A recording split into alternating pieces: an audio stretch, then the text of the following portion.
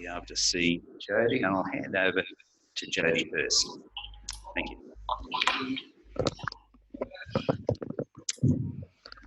Thanks very much, John. Hi, everyone. Thank you for logging on this afternoon. Yes, so today I'm just going to be talking about just general basics of healthy eating. So I'm going to be running through 3 sessions with you. So the first session we're going to be going through, just basics of a good healthy eating and how important it is for athletes. The second session will be drilling down a bit into the macronutrients and the timing of when we need to be eating certain nutrients. And the third one, we'll be talking more about eating during competition, okay? So as John said, my name's Jodie. I'm a sports dietitian. I'll explain to you a little bit about what a sports dietitian does.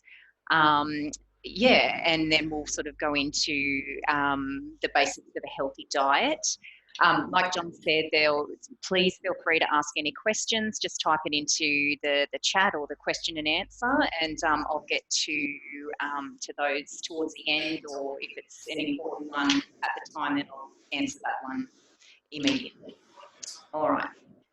So basically, a role of a sports dietitian. So a sports dietitian needs to be a university qualified dietitian. They also have to have special training. So I've done university qualifications, plus I went to the Australian Institute of Sport to do a sports dietetics course. Basically, we have to keep on top of all the latest research, and we have to prove that to maintain our accreditation.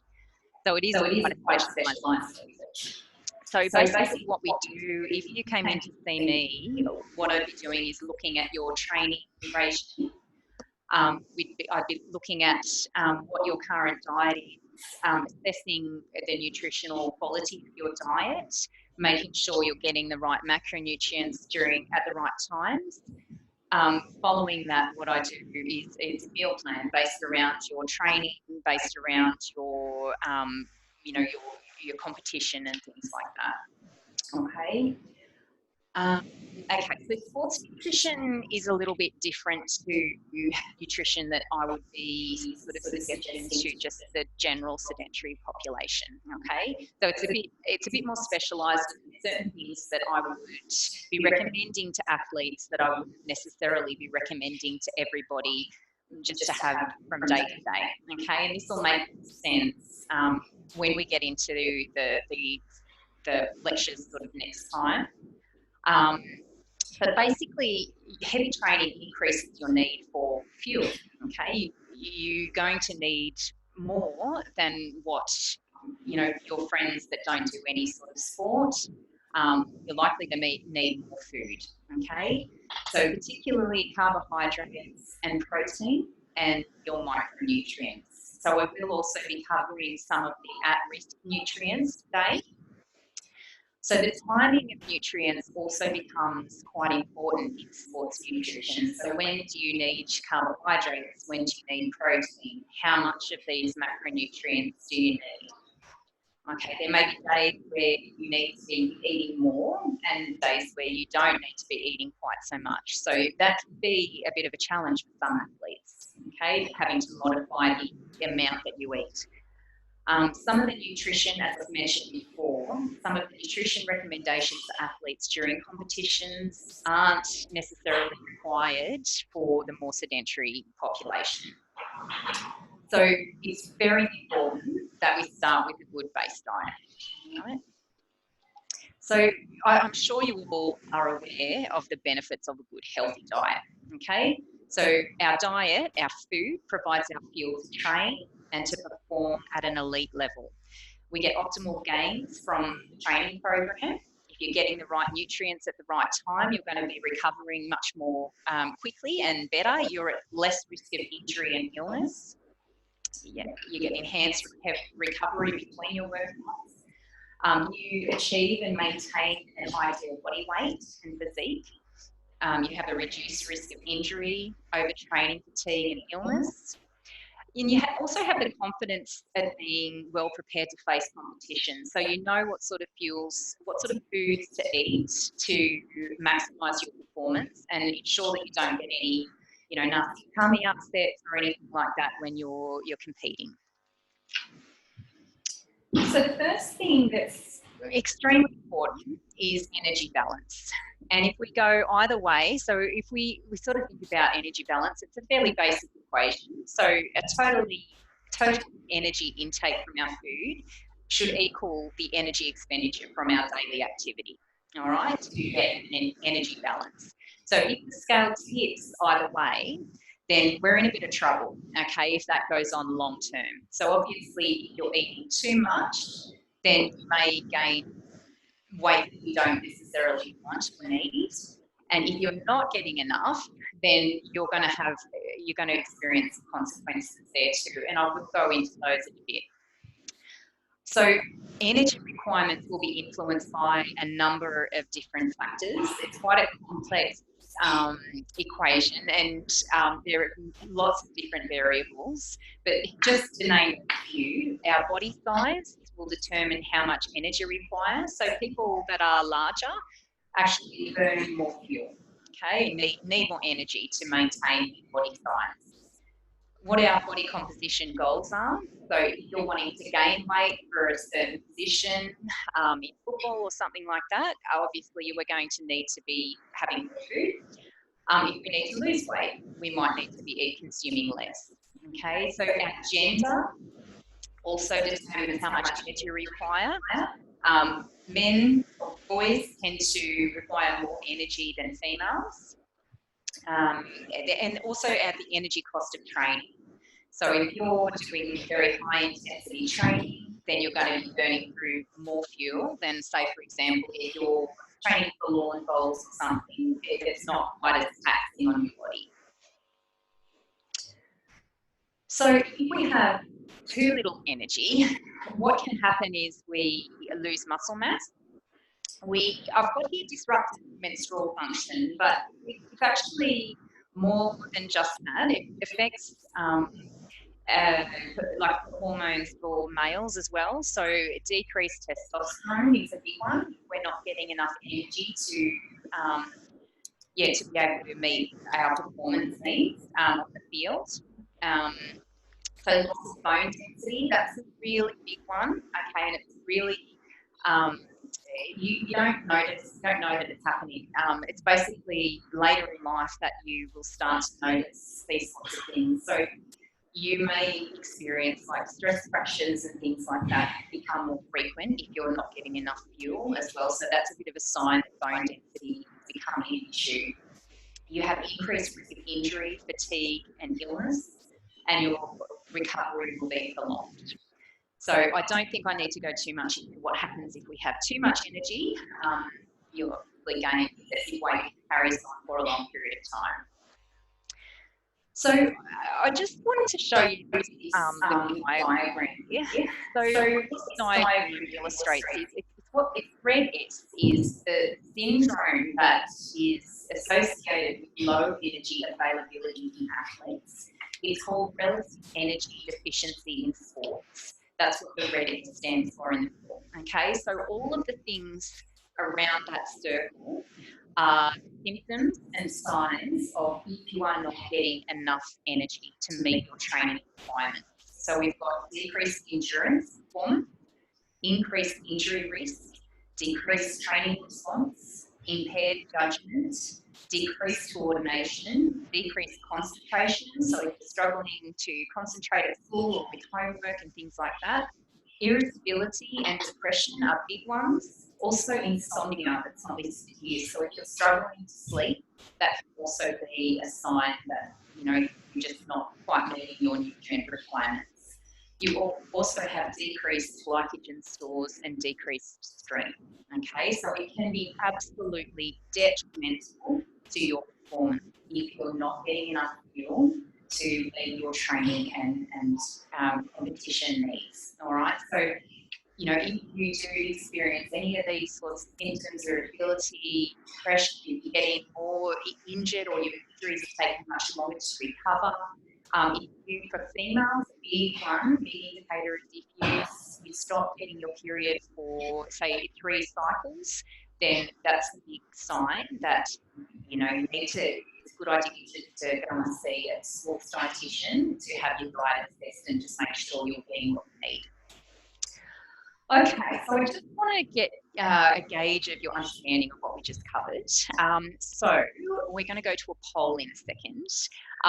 So what are some possible symptoms of inadequate food intake? So I'm just going to take, sorry, just bear with me for a second. All right, so if you guys can just have a look at this poll. So what are some of the possible symptoms of inadequate food intake? And I just want you to have a, I'll give you about a minute to answer that question and we'll have a bit of a look back. Okay.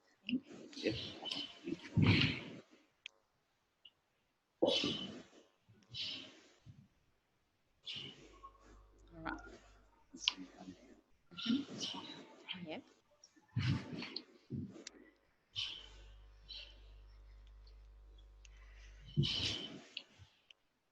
Right, we're nearly finished, guys. So, yeah, okay. So I might end the polling now, if we're okay with that. Okay. And I'm going to share the result. Okay, so most of you got that correct, which is fantastic. Okay, so yes, it's all of the above. You can experience decreased strength, increased risk of injury, irritability and depression, or feeling down quite often, and decreased concentration, among other things. So excellent, well done, guys. All right. Yep. Sorry. Okay. All right. So moving on now.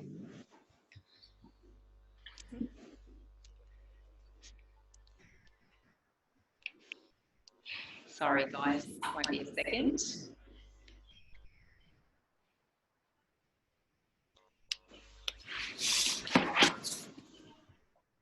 Oh, sorry, I have a question. What if you are iron deficient?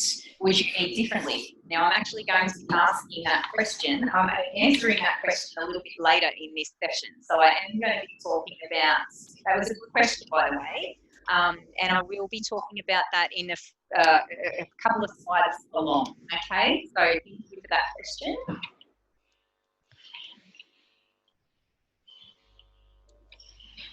Sorry, guys, just having a couple of technical issues. All right. Okay, so as I mentioned before, it's really important that we get a good base diet, okay? Now, I'm sure most of you are aware of the Australian Guide to Healthy Eating. In the past, I haven't covered this in too much detail, but I think it's really important that we do, just to kind of run through it and make sure you do have an understanding of why the foods are important and why they should form the basis of a healthy diet. Okay, so we've got our 5 food groups. So we've got our greens, cereals and grain, our vegetables and legumes, fruit, milk, yogurt and cheese or dairy alternatives. And we've got our meat, fish, poultry, nuts and legumes. So as you can see, legumes are in 2 of the groups. Okay. So just running through each of those food groups, what they provide us. Okay, so our cereals and grain provide us with carbohydrate, which is extremely important for athletes. Okay, there's lots of stuff going on the internet at the moment, and you know, you've probably all heard people talking about low carb diets and ketogenic diets and things like that. For athletes, that will significantly affect your performance, okay, particularly those athletes that require speed and power. All right, so if you're in athletics or in football, if you're in netball, in basketball, any of those sports, if you're going to go low or no carb or ketogenic, you are not going to reach your potential, okay?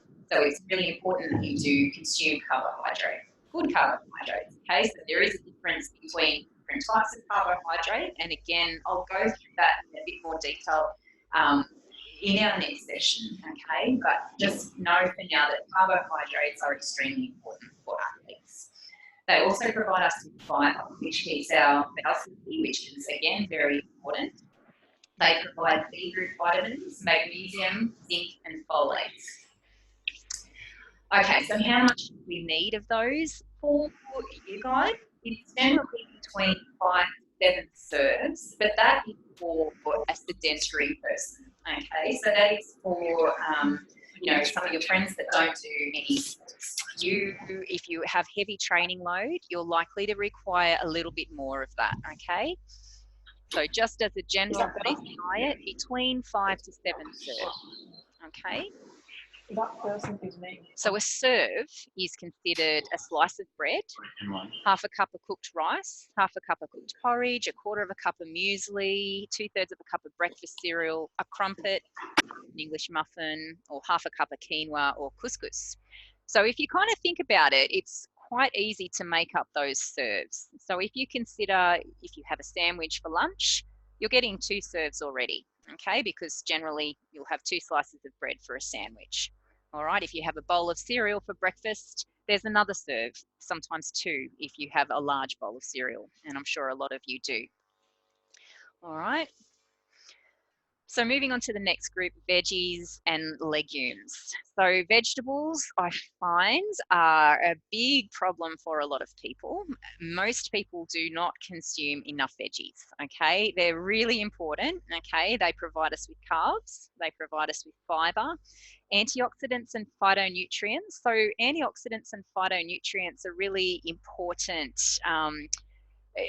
They're sort of in a class of their own. They're not necessary. They're not vitamins and minerals, but what they do is they help to counteract the damage that occurs in our body from general day-to-day life. So our cells break down all the time. That's just part of how our body works.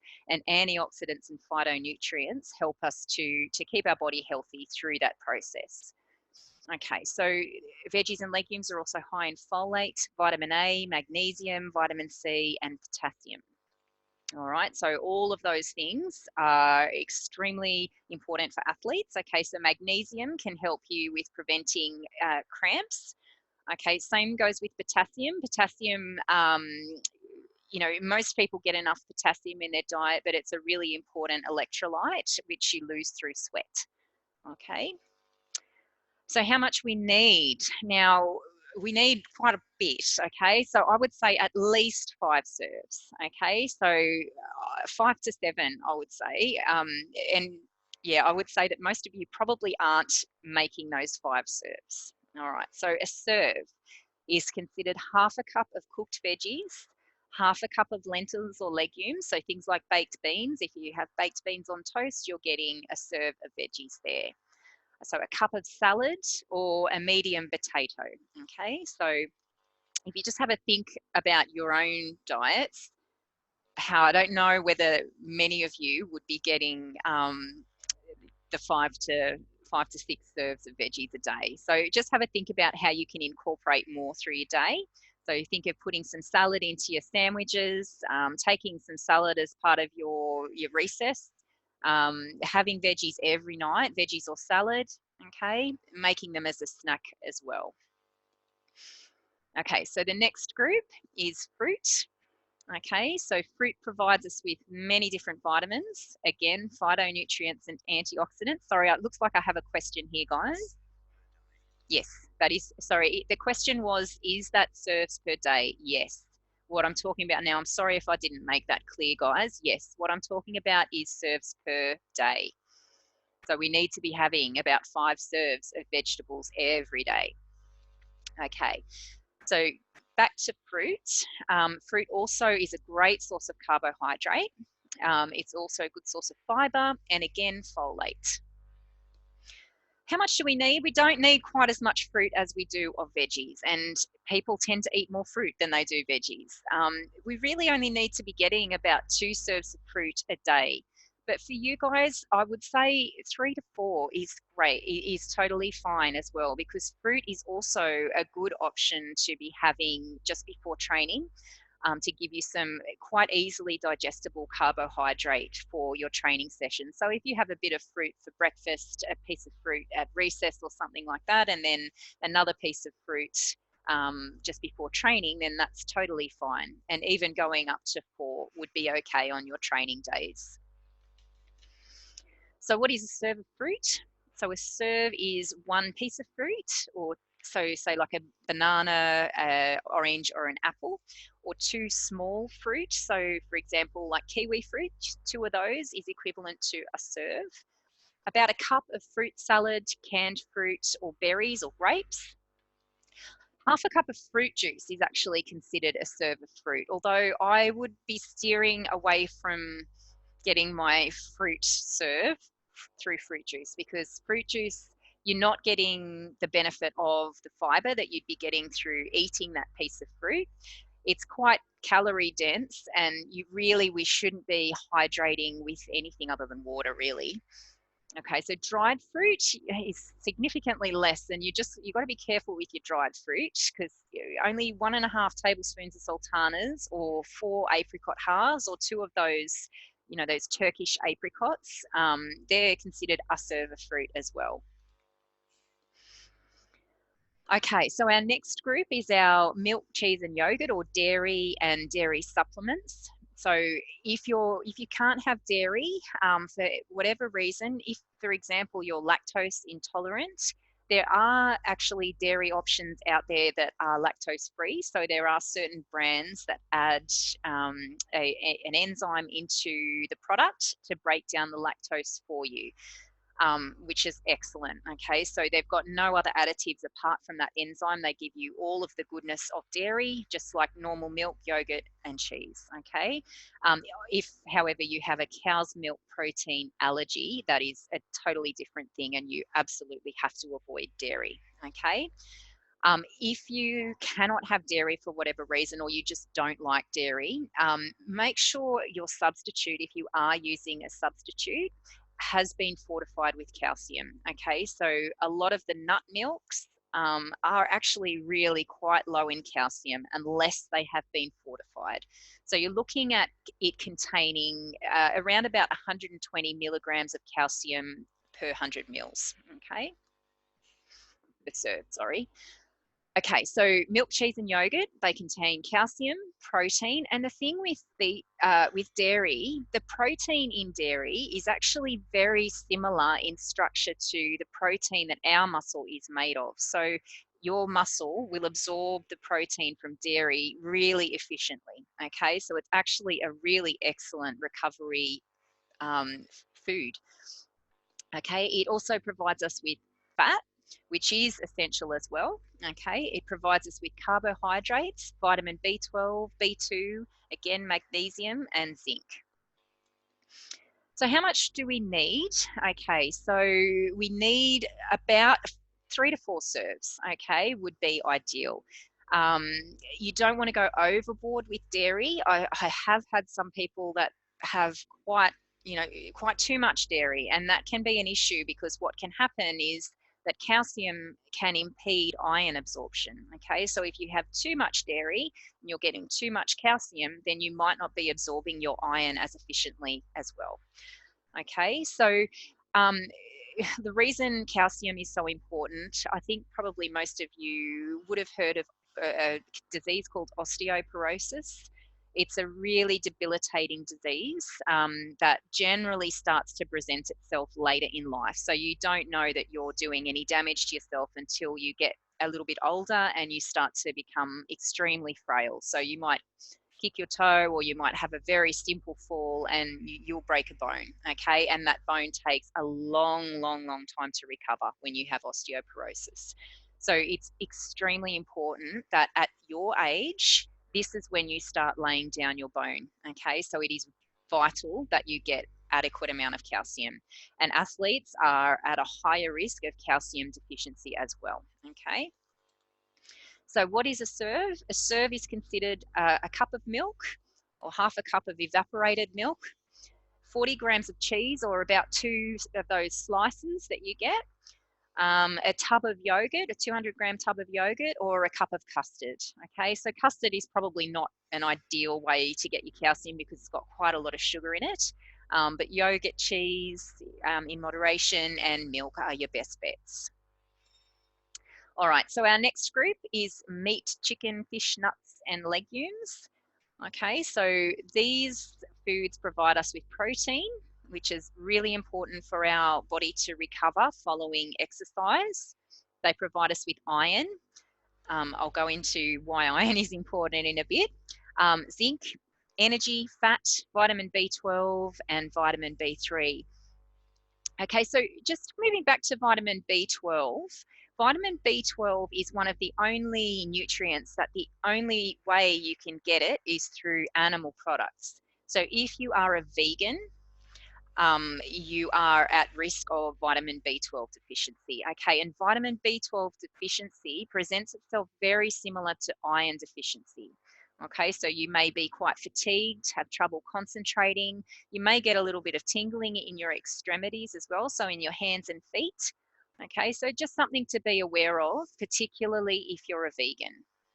So a vegan is someone that doesn't eat any animal products at all. Okay, vegetarians often will consume things like milk, or they might have eggs, or some will have fish or certain types of meats, but vegans don't have any animal products at all. So how much do you need? We don't need quite so much of this, okay? So we need about 2 to 3 serves, okay, of meats. Okay, so a serve is considered, it's only small, okay? So a serve is considered about 65 grams of cooked meat, half a cup of lean mince, 80 grams of chicken, 100 grams of fish, a couple of eggs, half a cup of lentils or legumes, about 170 grams of tofu, or about 30 grams of nuts or seeds. So about the size of the palm of your hand is what you're sort of looking at. Okay, so I just wanted to touch on discretionary foods, okay, because these types of foods are included in the Australian Guide to Healthy Eating, but they're not part of the 5 food groups. Okay, so they include foods that are high in sugar, high in saturated fats, or foods that are high in both saturated fat and sugar, and also alcohol. They provide nothing that your body really needs apart from usually quite a lot of energy or quite a lot of calories.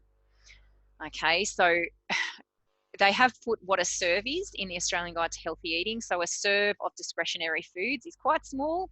A small donut, 4 plain sweet bickies, a slice of cake, 25 grams of chocolate, a couple of tablespoons of cream or mayonnaise, a can of soft drink, 12 hot chips, a third of a pie or sausage roll, 1.5 scoops of ice cream, or 10 small lollies.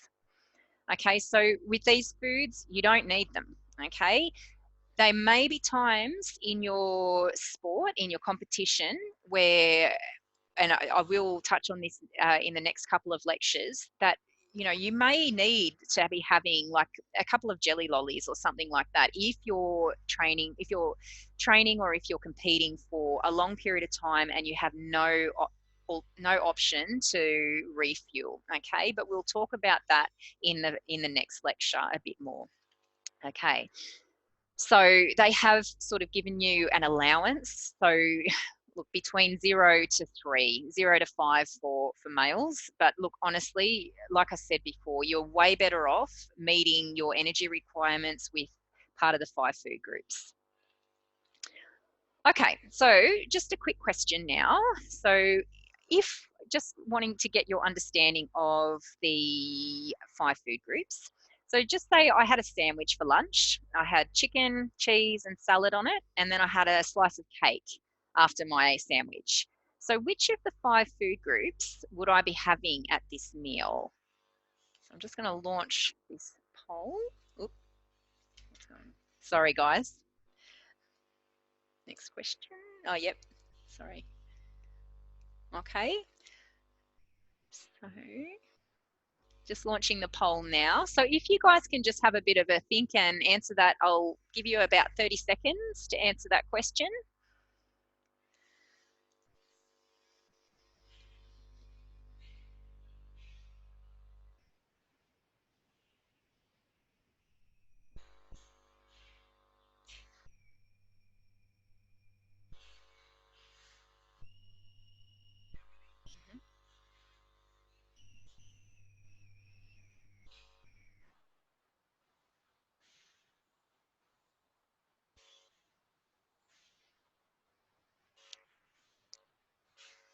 guys, about 10 more seconds if any of you wanted to answer. All right. All right, guys, so we'll have a look at our responses. Okay, so majority of you, oh, sorry, I share results. Yep. Okay, so if you guys can have a look at that, the majority of you got this right. Well done. So yes, the meal contains grains and cereals. We've got our bread. We've got our meat and poultry, which is the chicken on the sandwich. We've got dairy, which is the slice of cheese that I had. We've got our veggies, which is the salad on the sandwich. And I also have a discretionary food in there. Okay, so well done. All right. So just moving on.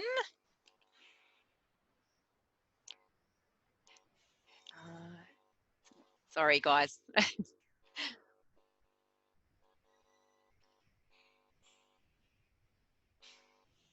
Oh, thank you. Okay. So just to give you a bit of an example of everyday snacks. So they should come from your 5 food groups. Okay. So ideally your recess, your pre-training snacks, your post-training snacks should be part of the 5 food groups. Okay. Discretionary choices, we try to limit them to a couple of times a week.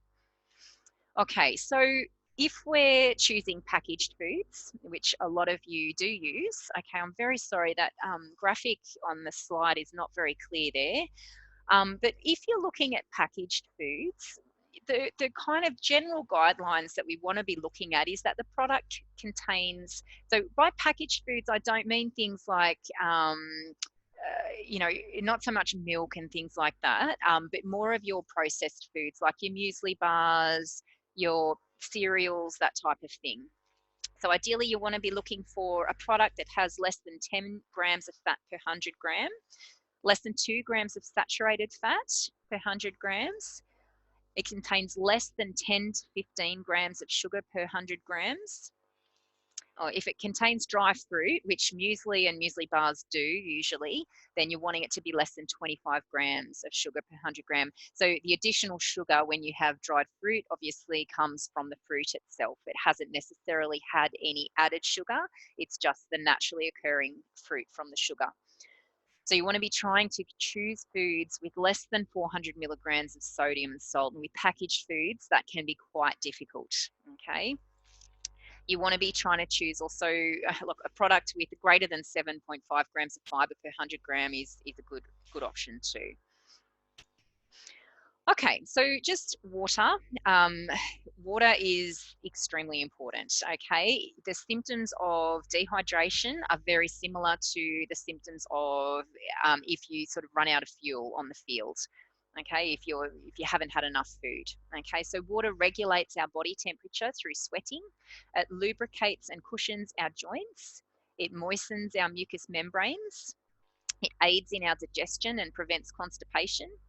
It provides a transport for fuels, vitamins and minerals, also oxygen. Okay, so what, not so much oxygen, but what happens if we're dehydrated is our blood actually becomes thicker and harder for our heart to pump around our body. So if we are dehydrated and we're playing sport, okay, or training, then it means that we're not getting adequate amount of oxygen, or oxygen very quickly to our muscles and our lungs and things like that. So it will seem like you're putting in more effort, or you feel like you're exerting a lot more effort than normal. It also moisturizes our skin to maintain its texture and appearance. So like just running through the symptoms of dehydration. Thirst is not the best indicator of when you should be drinking, okay? That's a sign that you're already dehydrated, okay? So it's not, please try not to rely on thirst as to when you drink. You should be maintaining your hydration throughout the day. So you should be having your water bottle. I know a lot of you can't have water bottles in the classroom. But if you can, please just take it into all of your classes and sip on it throughout the day, okay? You should try to be getting through, 2 of your 750 ml bottles throughout the day, okay? So symptoms can be headaches, lethargy or feeling really tired, mood changes and slow responses, dry nasal passages and cracked lips. Dark coloured urine is a big one. Weakness, tiredness, confusion, and hallucinations as well if it gets really bad. Okay, so if you just have a look at the graphic that I've included in this slide, so that's basically the colour of the urine that indicates good hydration. So the top two are ideal. Okay, so you're wanting your urine to be quite clear, okay, and opaque. So meaning that you can, it's not cloudy or anything like that. If you get to, dark orange, that's a really, it's a warning sign that you're extremely dehydrated, okay? And it's very hard to catch up on your hydration status if you're already dehydrated. So do try to stay on top of that. Okay, so how much water we need depends on a number of things. It depends on the climate. Obviously, if it's hotter, we're going to sweat more, so we're going to need to have more fluids. Depends on our activity level, again, because if you're very active, you're likely to sweat more, and your sweat rate. So some people are going to sweat a lot more than others, and a lot of athletes are very efficient sweaters, which is quite a good thing because it means that we regulate our body temperature well, but it also means that we're losing quite a lot of fluid. Okay, so on average, the amount that we need is about 35 to 45 mils per kilogram. So if you weigh yourself, and so if you weigh 60 kilos, you need 35 to 45 times 60 in mils, okay? Okay, so another thing that you can do that is a good little experiment is to consider weighing yourself before you train and then after you train, or before an event, a game, okay? Because any weight that you lose will be water. Okay, unfortunately, we don't lose any fat or anything like that in the space of one training session. It is purely fluids. So if you weigh yourself before training, and look, I've had people that have come in to see me and they've lost up to 3 kilograms in a session. A lot of the times basketballers, because it's such a, you're playing in summer and it's like often in a shed that's not, ventilated very well. So, basketballers can lose a lot of weight in one game. So if we lose a kilo, we need to replace it. Okay, so we need to replace it. So a kilo is equivalent to a litre of fluid. Okay, so to replace that, we actually need about 1.5 times that amount. So if you lose a kilo, you need about 1.5 litres of fluid to be able to replace that fluid. Which fluid is best? So water, okay, is the best fluid to be having every day. At times, sports drinks and electrolyte fluids may be beneficial, okay? So sports drinks sometimes come in handy if you're playing a game, or if you're playing back-to-back games, for example, like if your game goes for 60 minutes and you've got another game 10 minutes after that, and you can't eat anything, you've been sweating a lot, then a sports drink can be a good option there because it's very digestible. It provides you with carbohydrates and it provides you with electrolytes as well. Okay, so it helps to replenish your fuel stores. All right, but for games or events that are less than an hour or less than 90 minutes even, water is absolutely perfect. Okay, you don't need anything other than water. All right. Okay, so I pretty much just ask a poll now just to make sure you understand what we've just been through. So which fluids are best to consume every day? Okay, so if you just, sorry guys. All right, so which fluids are best? Okay, so we've got so juice, water, sports drinks, milk, water, soft drink, juice, energy drinks, sports drinks, and water. Okay, so I'll give you a couple of minutes, oh, not a couple of minutes, I'll give you about 10 seconds to answer that one.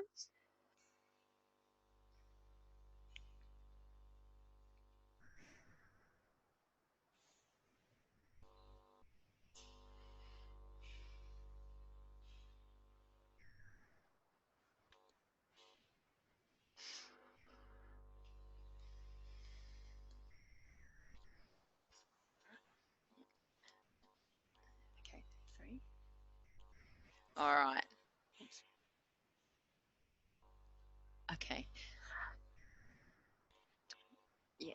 So sorry guys, just while you're doing this poll, I have had a question about Nutrigrain. So Nutrigrain is advertised as an Ironman food, okay? It's not an Ironman food. It's not, I would say it's not a very great cereal at all. It's, you know, it's easily digestible. You know, every now and then it's okay, but you know, don't sort of be fooled by the advertising around a lot of those cereals, okay? So it's not that fantastic. Okay. All right. Sorry. So we're just ending this poll and sharing the results. Okay. All right. So most of you answered that correctly. Yes, water is the best to consume every day. Okay. So some of you answered the top one, that juice, water, sports drink, and milk. Yes, they're okay at sometimes. Okay, but not every day. Okay. So milk, yeah, definitely that can be, milk's considered a liquid food really. Okay, so I wouldn't be relying on that for hydration. Okay, it's more of a, yeah, a food. Okay, so you can have that as a smoothie, and that can be part of it, like a recovery meal or something like that. Okay, so juice again, I wouldn't recommend you drinking juice every day. It's not necessary. Okay, and sports drinks again, I wouldn't recommend those every day. It's only certain situations where you need sports drinks. Okay. The bottom one where one of you has answered that one, so energy drinks, absolutely not. Okay, energy drinks are actually quite dangerous. All right, they contain lots of caffeine and lots of other sort of herbal stimulants that you really do not need. Okay. All right, sorry, I've just got another question here. I've got, is Sultana Bran a healthy cereal? Look, it's a high fiber cereal. Yeah, look, it's not too bad. Okay. So again, if you just look at the, have a bit of a practice of doing your label reading. So if you know, once we finish this, if you want to go back into this presentation and just have a look at the guidelines around label reading, and you'll be able to compare some of the breakfast cereals on the market as to which ones you think are healthier. Sultana Bran, yeah, it's not too bad. I would say the best ones are probably raw muesli, porridge, so just raw oats cooked on a bit of milk. Okay, you can add some berries or add some banana or apple or something like that to it, or some dried fruit. Okay, Wheat Bix and Vital Brits are good ones too. Okay, so they would probably be my top picks of breakfast cereals. Okay. All right. Sorry. Okay, so just, yeah, moving on to breakfast actually. I just wanted to give you guys a bit of an idea of some healthy meal options. So examples of some healthy breakfasts: whole grain toast, a serve of fruit and eggs or baked beans, half a cup of muesli, some yogurt and a piece of fruit, a cup of high fiber cereal, so yep, your Sultana Bran, low fat milk and a serve of fruit, a smoothie, and a slice of toast. A lot of people tend to struggle with breakfast, so liquid meals can be a good alternative for those people that feel that they really can't stomach food early in the morning. So a smoothie is a really good option if that's the case for you. So some healthy lunch options, so a piece of fruit plus whole grain sandwiches, wraps or rolls with some protein on them. So I find that a lot of athletes kind of will just have a simple Vegemite or jam sandwich for lunch. Try to include some protein at your lunch as well. So have egg, tuna, salmon, some chicken breast, lean roast beef or cheese. Okay, or a big bowl of, a big tub of salad with some protein in it as well, and a whole grain bread roll. Sushi, rice paper rolls, zucchini slice, that type of thing are all good lunch options as well. Okay, so dinner options, so meat and veggies is always good. Okay, stir fries or curries with meat and veggies plus some rice or noodles. A tomato-based pasta sauce like spaghetti bolognese with a big side salad, so you're getting in your veggie serves as well. All right, so ideally your dinner plate should be majority veggies, okay, some starches, so some rice, some pasta, potato, that type of thing, and some protein, okay, so about a quarter to a third of protein, quarter to a third of starches, and a third to half of your veggies. Okay, so some healthy snacks just quickly, guys. Fruit and yogurt, fruit and nuts, a smoothie again, whole grain toast, okay, with some cheese or baked beans, a couple of eggs, veggie sticks with some hummus or tzatziki.